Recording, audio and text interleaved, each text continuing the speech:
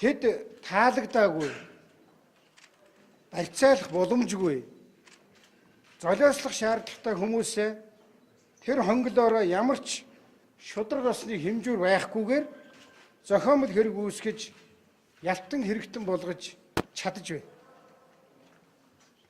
Тэд ашиглах гэсэн зарим хүмүүсийнхээ шийдвэр гаргах эрхийг нь сүрдүүлээд барьцаалаад сейфэнд нь хийгээ цоожилчдаг болсон.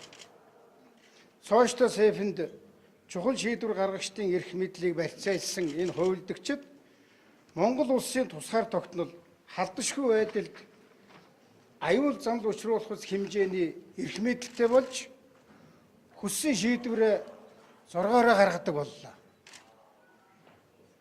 За үүний нэг жишээ бол шинжлэлийн засгийн газрыг хуульдан огцруулж төрийн эрх мэдлийг хууль бусаар авснаас шууд харагдаж байгаамаа.